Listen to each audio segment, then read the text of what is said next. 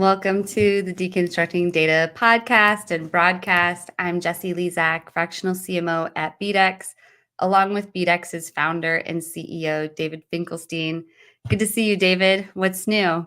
Hey, Jesse, good to see you as well.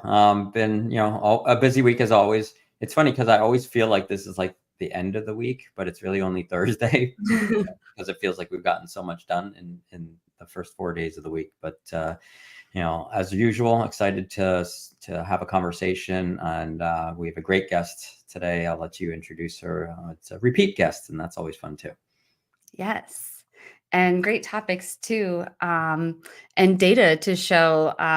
But today on Deconstructing Data, we're thrilled to welcome back on Liz Harr. She's been on the show before, and she is the managing partner of Hinge Marketing. I'm going to bring her in. Welcome back, Liz. Hi, Jesse. Hi, David. Good to see you again. Yeah, likewise. We really appreciate you joining the show again. Uh-oh, did David freeze? I think so. I think so. Well, we do. Are you, David, you froze. I froze. Am I back? You're back. Am I back? Okay, good. What I'm trying to say is we're looking forward to this conversation and digging deep into your research. But before we do that, I think for anyone that has not seen the previous episode you were on, let's give you an opportunity to introduce yourself, a little bit about your background, and a little bit about Hinge Marketing would be great.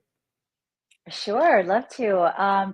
Let's see. So I am one of three managing partners at Hinge, and we have kind of a unique business model where we share the title of managing partner. And that's, I think a lot of companies these days are kind of rethinking the single managing partner model and kind of sharing that title for a more cross-functional sort of way of running a company. And that gets into who is Hinge and what do.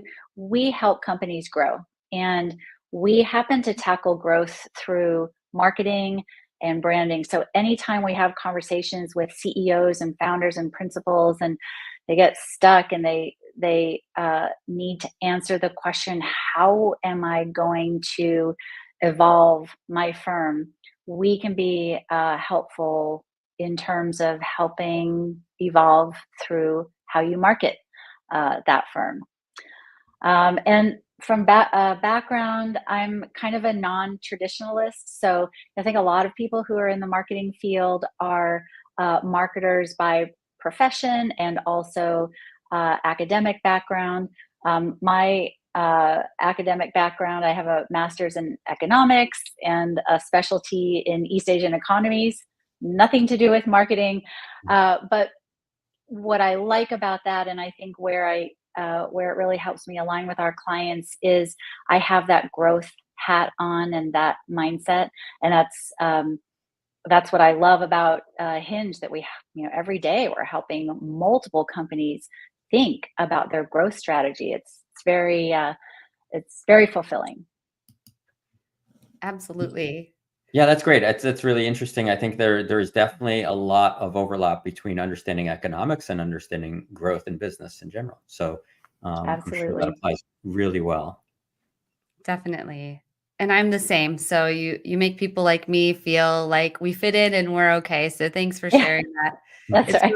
It's really beautiful. And I love that we're talking about growth and we see all this growth behind you in your window with the trees and everything.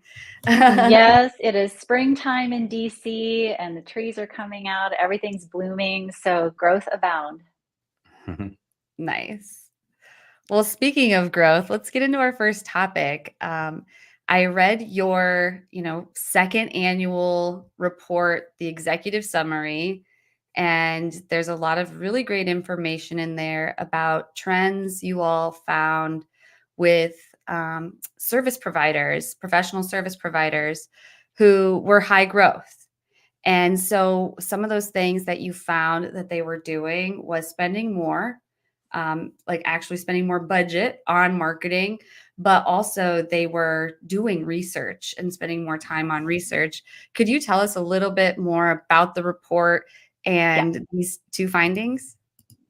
Yes. So this report is a long-standing report, and we look at companies across multiple verticals within the professional services space. And the whole reason we do this is to help others in that space see what are the habits of firms that are not just growing, but are also growing profitably. What do they do with their marketing? What do they do with their business development? And how are they using those for growth? So, those are the kinds of findings that we like to share.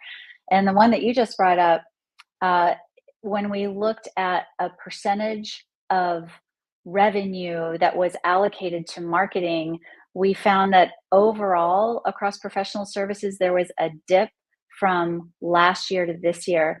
But high growth firms were sustaining previous levels. They spend about 10% of their total revenues on marketing, and that doesn't include FTEs and compensation. The but speaking of that, the other interesting finding is that high growth firms not only spend more of their revenue on marketing, they also invest in more marketing FTEs. Why? Because I think we all know how crowded the marketplace is these days, and marketing really is the way that companies can rise above the noise. So it's an investment they're making. Yeah, it makes a lot of sense. I think, Yeah. from my experience as well, and especially saw this through COVID, that even though there were so many companies that were making, cuts, and changing the way they were doing business, there was still sort of this effort, and us being in sort of the data side of Yeah. marketing and advertising, we found that a lot of companies were still spending money on marketing and advertising, and they were realizing that that's not some place that they could cut. That it was important for them to continue to focus their efforts if they wanted to continue to grow. So that it makes total sense to me. What I'm curious about is does it go a little deeper? Like, what can we kind of dig into the data to understand, like, where are those marketing trends? Where are the Yeah. dollars being spent with respect Yeah. to, marketing, digital marketing, online advertising, different types of marketing? It would be really interesting to dig deeper and understand that a little better. Yeah, there's a couple of interesting findings I can talk about there. So Jesse, you mentioned research. One of the key findings of this year's report is that high growth firms are spending more on studying the buying habits and the decision making habits of their target audiences. And this makes perfect sense because if you're going to market without that knowledge, you're just going about it blindly. In other words, you're just guessing at what techniques should we be employing, what channels should we be visible in, how much money should we spend, what kinds of keywords should we be going after. We find time and time again that one of the most direct pathways to high growth and profitable growth at that is to pave a path forward and make sure your marketing playbook is grounded in a data backed understanding of how your audience lives, thinks, and breathes. So that's number one. They're investing more in that kind of research. And this is not a secret sauce, by the way. If you were to look at the executive summary, you would see that average and no growth firms, they're also investing in research. But the key difference is those that aren't growing very quickly, they invest in this research once a year, twice a year, even longer.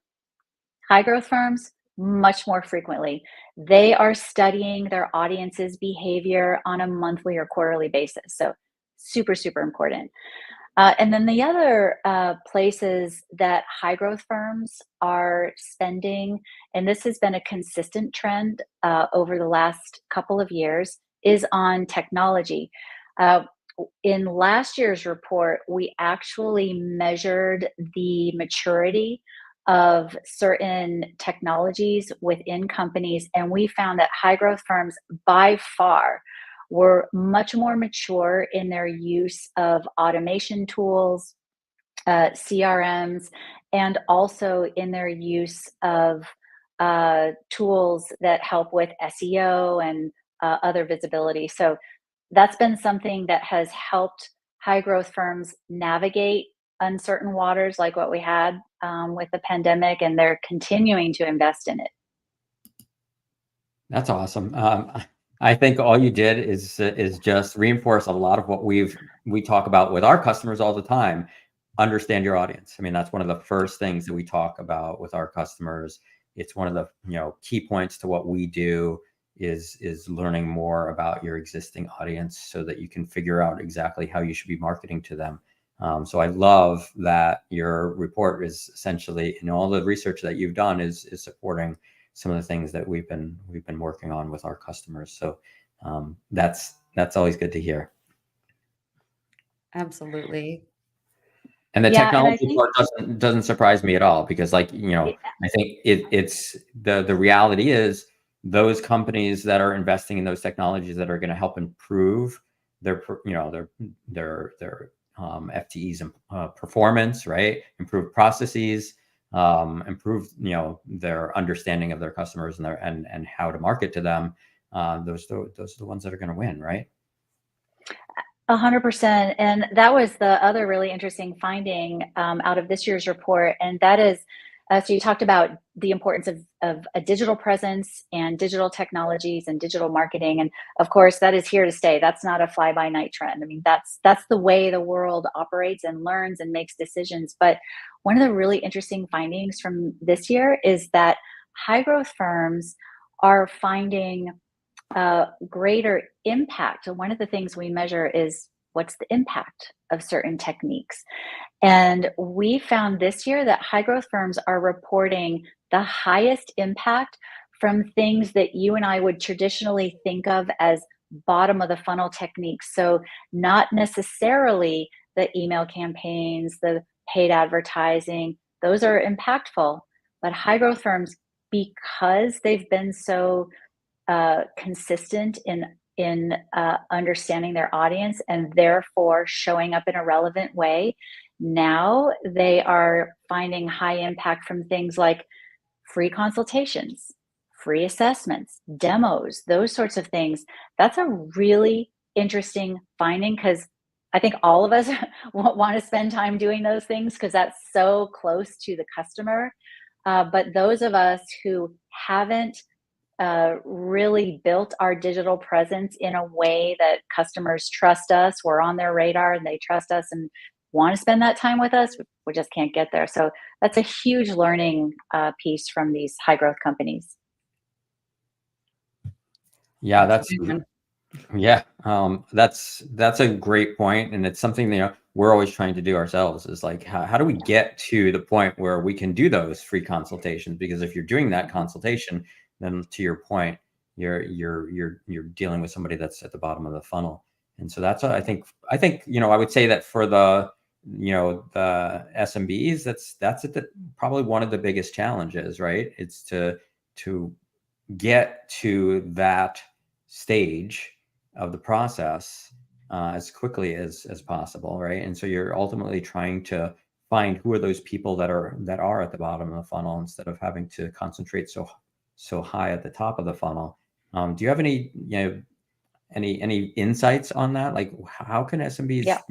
achieve that and overcome that challenge? Yeah. It all starts with the research and the extent to which you understand what's going to resonate with your audience. So, every company out there has a website, and you can easily stick an offer on your website to sign up for a free consultation. You can stick it in an email campaign. So it's not an issue of can you do that. The issue, as you say, is are people going to take you up on that offer? The firms whose websites, whose messaging, whose entire marketing playbook is based on an understanding of what's important to their audience, what are the issues their audience is grappling with, and then also what are competitors saying in that same realm and how can you say it differently. That's what I would do as an SMB, is just make sure that if someone does catch wind of your free consultation, they're going to look at your website, and you want to make sure that your website isn't here's all about me. You want to make sure your website has messaging that when your audience sees it, they'll say, oh, these guys get me. This is what I call it the 4 a.m. problem. This is why I woke up at 4 a.m. thinking about it, couldn't go back to sleep. I haven't met a firm that's even talking about this. And I see these guys, they're actually talking about this. So that's why the research is so important, because when you do the research correctly, you're not just understanding, who are they, where are they on LinkedIn? You're looking at those things, but more fundamentally, you're understanding, what does my audience care about organizationally? What are their top priorities? And where does my service offering intersect with those priorities? That gives you a good sense of the direction that your messaging should be taking, so that when someone sees your offer and they see your other aspects of your branding, you resonate. So hopefully that kind of makes sense. Absolutely. It Yeah. always starts with audience. It always comes back to audience. Yeah, it makes a ton of sense. And I think that's going to make a really good clip for this, because I know that there's a lot of SMBs. We talk to them all the time about their challenges and finding, not just finding the right audience, but getting to them to take that step, and being able to identify where are they in the funnel and who's at the bottom of the funnel, Yeah. and being able to get them to make that step. So appreciate that. Yeah. Yeah. And And I would using just add one data. final thing. Oh, Yeah, I was no, just go going to ahead. say, a lot of people think a research that's so expensive, and only firms at a certain echelon of revenue can do that. It's not true. You can do the type of research that I'm talking about simply through things like social listening. Go on LinkedIn, or if you know your audience is in another channel learning, go in and look at your contacts and see what they're posting about. See where they are tending to dialogue. What questions are they asking on posts? You can use things like events. Where are your customers hanging out at events, or networking, and what topics tend to be the most attended? Like, those sorts of things don't cost you anything except your time, which is very valuable. But if you can't afford formal research, start there. And I say that to every small company out there. You don't have to spend an arm and a leg just to get at the type of intel that I'm talking about here.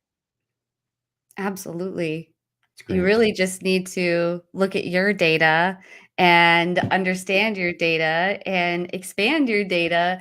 But I mean, you both have beautifully sort of, evolved this conversation and almost covered all the topics. So it kind of doesn't make sense, because I know we were talking earlier about technology, but this was the second topic: is data and technology remain focus for high growth firms? In terms of that, could you go into a little more detail in terms of the data? Yeah. Yeah. So, one of the things that we like to understand when we're doing this research is, we want to understand what high growth firms are focusing their time and energy learning more about, because that gives us an indication of their overall growth strategy. And we found that this year, in the top five things that high growth firms are going to invest time, money, and energy learning about, the majority of those are around technology. And I'm just looking at my list here. AI is at the top, 60%. Um, Big data and analytics, that's a quarter, and others. So, what this tells us is that technology is so quickly evolving, and it's not a one and done thing where it's, you've identified your tech stack, put it into place, now it works its magic. I mean, you always have to think about, what is the next thing, and how can I apply that, how can I make it more sophisticated? And that is the secret sauce of these high growth firms. They are continually keeping a pulse on their tech stack and making sure that they are leveraging it, maximizing it to its full extent, so that they are automating the things that can be automated, and manually doing the things that need to be manual. Yeah, it's not surprising to hear that AI and data and analytics are at the top of that list, because Yeah. I think that I mean, everybody's talking about AI, so that's an obvious one. But I think everyone is also talking about data and trying to understand how they can use data to improve those processes. We had a conversation last week about about the importance of the input of the data to the Yes. AI as well, and Yes. how important that is, and understanding the data that you're putting into the AI. And so I think all of these things are really, really relevant in the scope of where technology is going. And I think that that's going to just continue, right? I mean, there's just going to be more and more focus on different types of technology and the use of data and AI in those technologies. Yeah. Yeah, for sure. Absolutely. So on that, like what more would you add in terms of Yeah. for SMBs, if they want to get started, like, they're like, I don't even know where to get started with my data. I know, we would suggest that they upload it into OmniIQ and start to study it and understand it and get different data points on it. But with, what you're seeing, you said 25% of the budget is primarily going to data. Do you see that expanding with just like, we were talking to one guest who said this is the year of AI and we're still in the year of AI, but following the year of AI will be the year of data because we're going to need more data to feed the AI. Do you see that trend sort of, going up? And also, like, how do SMBs make sure that they don't fall behind? Mhm. Yeah, well, and just to clarify, the 25% that I was referencing, that is not necessarily budget allocation. It's more, it was a ranking of the issues that high growth firms are going to be looking into, and a quarter said the top thing is data. So that it's kind of Okay. a nuance, but that underscores even more how important this is. And just like you said a second ago, I mean, AI is only as smart and performance driven as the data that goes into it. So the data has to be um, collected in a very careful manner, so that the technology that is warehousing it actually gives you something that you can use to drive growth. So I think, um, this is, if I were a small company, I would make sure that I'm sort of pressure testing any resistance I have to using technology. I would pressure test that with the reality that this is here, and the firms that don't use it, and we're not a tech firm, so I'm not selling anything I have. The firms who aren't on the technology bandwagon are definitely going to fall behind. And if you think about it, uh, technology helps us be smarter. It helps us be more nimble. It helps us be more efficient. So if you're doing everything manually, you can't possibly compete with the firms who have automated their interaction with their audience and are therefore spending more time on the things that do require the manual input. Mm, It's an excellent point. I agree 100%. Yeah. definitely. So on our third point, I kept in quote something I read in your executive summary, which was data is like X-ray vision. I thought that was just really interesting to think of it that way. But in that same paragraph, they were talking about high growth firms. They are more likely to track and use data. Miswrote that a little bit. So can you talk to us a little bit about that finding? Like they're tracking their data. So customer data, behavior data. Could you talk to us a little bit about those data points and really what firms should be doing to make sure that they are properly tracking this so that they do have data they can upload into something like OmniIQ? Yeah, yeah, for sure. I mean, I also really love this quote, because the right data is like an X-ray vision into the health of your company. It's an X-ray vision into how closely you are or aren't aligned with your target audience, and It's also a good scoped view of how well you're doing against the competition.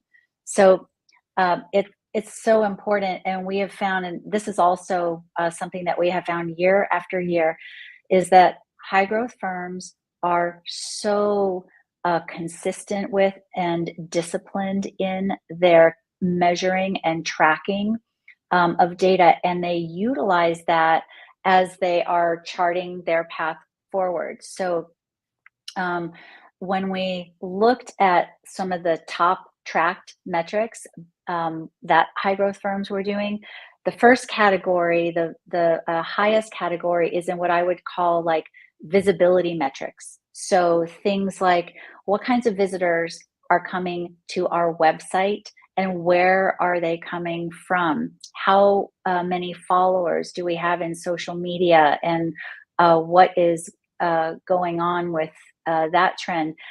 A lot of times I talk with uh, CEOs and they're like, I, I really don't care about website traffic. And I also really, really don't care about my social media followers.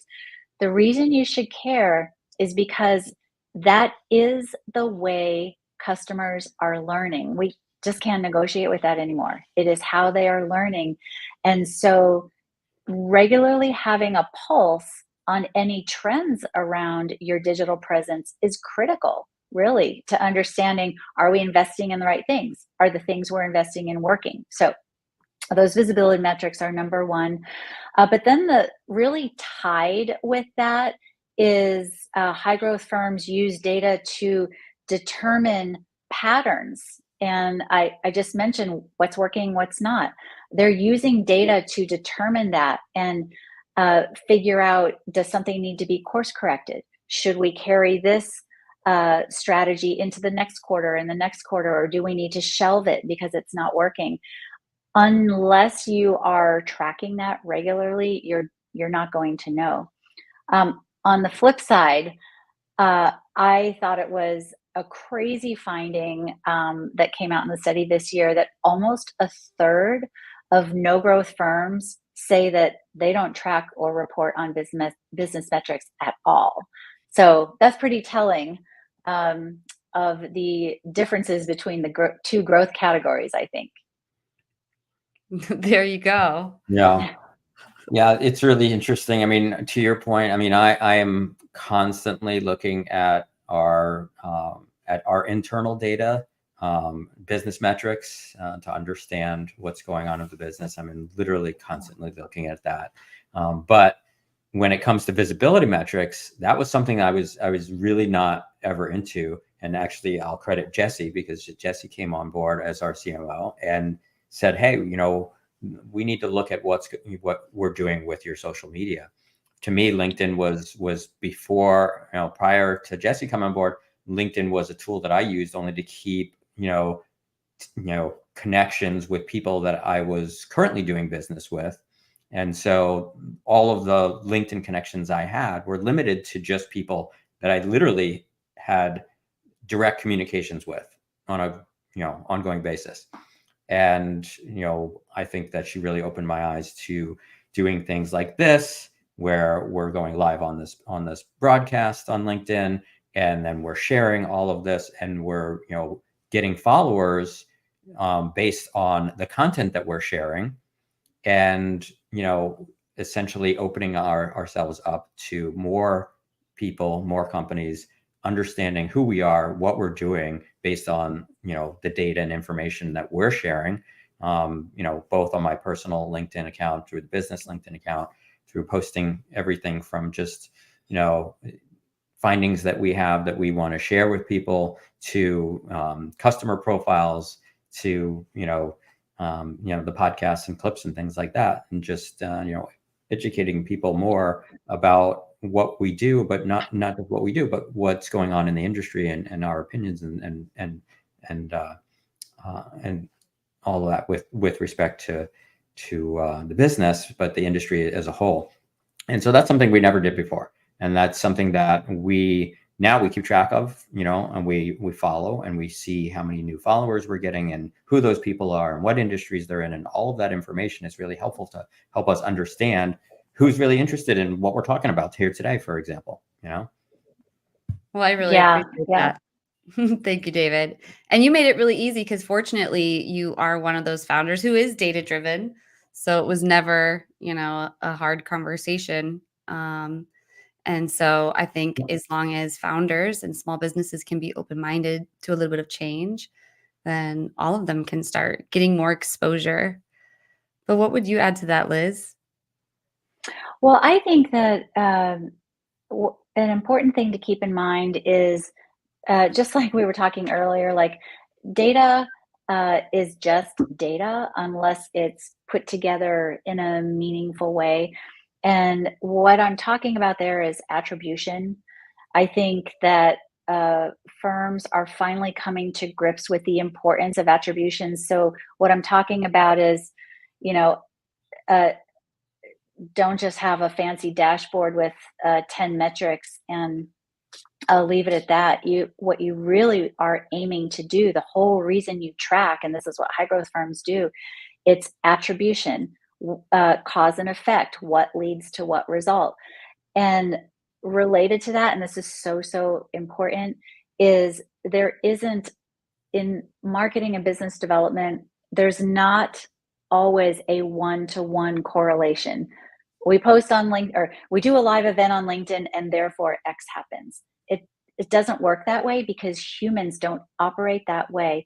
This is all so interconnected. And so the KPIs that you report on, I mean, every company out there is going to report on a different set depending on their business model, how they're structured, how they do BD. But it's important to, once you do settle on your metrics, make sure you are tying those metrics to results. That's the attribution, and that you are understanding the interconnected nature, so that you don't end up making the false conclusion of oh, a live event, we never got a lead from it, we never closed a deal from it, therefore it doesn't work.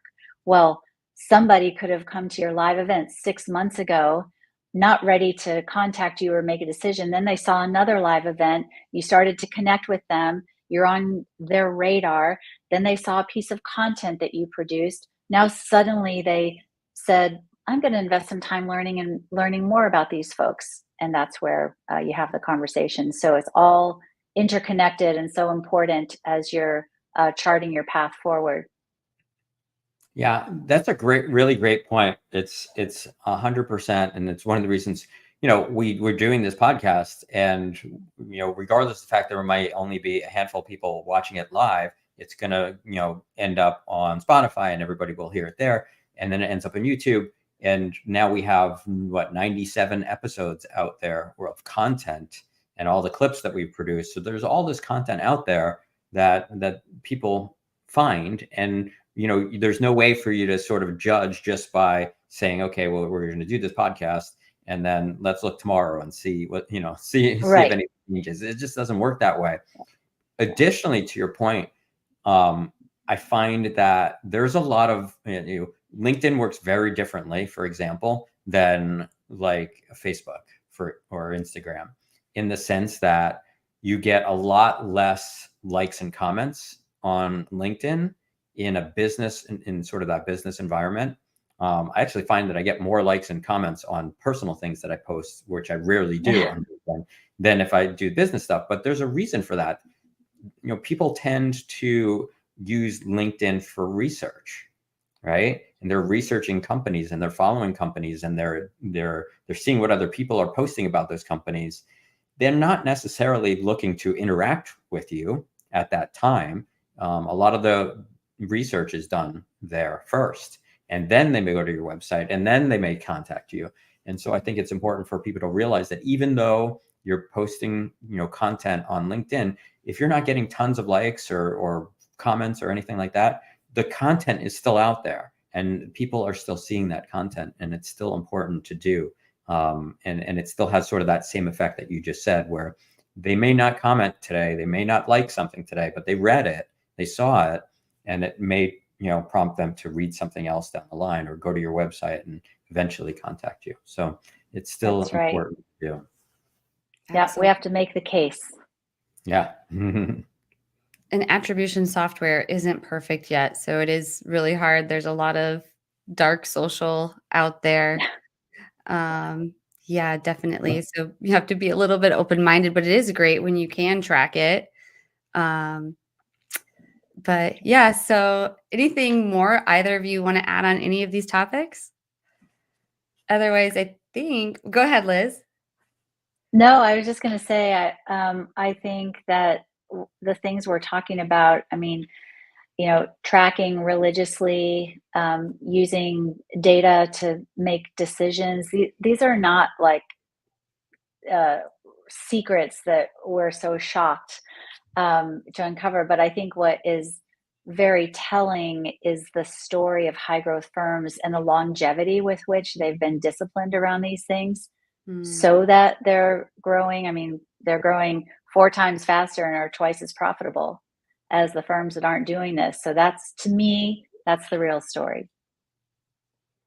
Yeah, that's really great. Well, thank you for putting out that report. And we can drop it in the comments here if anybody wants to check it out because there is a lot of really great information in there. And you're doing your part in terms of doing research.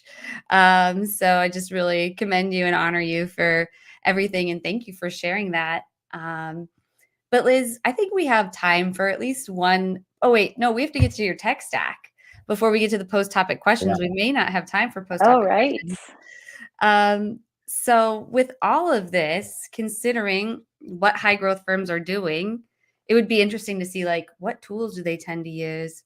But this is about you. What tools do you use that you find most useful in your day to day or at work that you wouldn't mind sharing?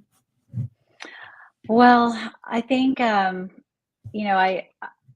when I think about what could I not live without, I think the collaboration tools that we use. I mean, I rely on them so heavily. At Hinge, we use G Suite's collab tools. Collab docs, collab sheets, even Google Hangouts is so effective because you can use it as a project management uh, tool where you can set little tasks for your teammates. We are such a collaborative bunch. We have to collaborate internally, we collaborate externally with our clients. So I don't know what I would do without that particular suite of collab tools because I use it all day, every day. And I know there's lots of different ones out there, but that is our by far our favorite. Absolutely. I love Google myself too. Sometimes it gives me issues, but what about you, David? Do you use Google very often? I use some tools, but not a lot. I mean, obviously, I mean, just use sort of the Google, webmaster tools, the analytics and stuff like that, Mhm, or mhm. all that stuff to sort of monitor what we're doing with our website. We're just, we're using Google Tag Manager as well, and we're starting to actually recommend that to some of our clients. That just helps them manage their tags. But that's about it. I don't even use Gmail really. Yeah. Well, I hear you, and, Google Tag Manager is actually really great. It's a powerful tool. People should definitely check it out since you mentioned it, because I don't think we've ever talked about Google Tag Manager on this show. But thank you for mentioning Google, Liz. Um, but if there's time for one last question, we've got 5 minutes. Let's hear from you in terms of, what you can teach us. If you could go back to when you first came into marketing, what is the number one piece of advice you would give yourself? Gosh, that's such a big question, but I think my answer would be something that we actually seen reflected in another body of research we've done on visible experts, and that's a study of individuals who are well known for what they're selling, expertise, and how have they done it. And one of the things they said, and this is in fact what I would do if I could do it all over again, is start earlier and uh, lift the perfectionist veil off of yourself. And what I mean by that is I think in professional circles, there's this pressure, or maybe there's a reluctance to, write an article and put it out there, or even comment on something in LinkedIn and kind of put your opinion out there, because then you're vulnerable, you're visible, you're known. And if it's not perfectly worded, or if it didn't go through 10 people as QC, is it good enough to put out there? People are hungry for authenticity. People are hungry for that sort of raw, unique opinion on the topic that you know a lot about. So do away with perfectionism. Just get yourself out there. It does not need to be perfect. In fact, we have AI to do that. And, AI, like we said earlier, is only as smart as the data that is put into it. So that's not by any way, shape, or form authentic. So we've got all the polished, perfect. Leave that for over there. Bring authenticity to the table, and don't be afraid to just get out there and show your personality on in the topics that you know so much about, and that your audience is hungry to learn about. Absolutely. People connect with people. And so that's really Yes. great advice. Yeah. That's right. Well, thank you so much for sharing that. And again, about your report. That's all good information. But in closing, Elizabeth, would you like to tell listeners how they could find you after the show? Sure. I am very active on LinkedIn, so just look up Elizabeth Harr. You can see my title here at Hinge. Just make sure you go to Hinge Marketing, not the Hinge dating app, because people get us confused. Right. So Okay. I'm Elizabeth Harr, not at the Hinge dating app, Elizabeth Harr at Hinge Marketing, and I'd be happy to connect with anyone there. Awesome. Well, yeah, definitely choose the right Hinge marketing. And after the show, I'll drop the report that you shared with me in the comments so people can find it. But also, audience members, if you have a moment, scan the QR code and we invite you to get powered by BDEX. So, discover how our best in class identity graph technology and Omni IQ will enable you to forge those deeper connections that we're talking about with your audience and be more relevant with them to drive your engagement again, as we were talking about today. So imagine, harnessing the power of AI to craft your audiences that truly resonate with what your team is doing, what your brand is doing, and ensuring that your marketing efforts really hit the mark every time. So connect with us at BDEX, and we would love to bring you closer to your marketing goals. As we talked about today, your audience comes first. So that is definitely where we can help you. Just visit bdex.com if you're watching this on podcast and you can't see the QR code, and click on the Talk to an Expert button and get powered by BDEX. And for anyone curious about deconstructing data, we are starting to explore the ideas of sponsorship opportunities. So we're just an email away if you'd like more information. And also, if you know anyone who would make a great guest on deconstructing data, we would love to hear from you on this. So reach out to us at info@bdex.com and share your qualitative data with us so we can make this better for you. And thank you again to our guest, Liz, and to the audience. And we hope you all have a great week. Thanks, Liz. Bye-bye. Thank you. Bye-bye.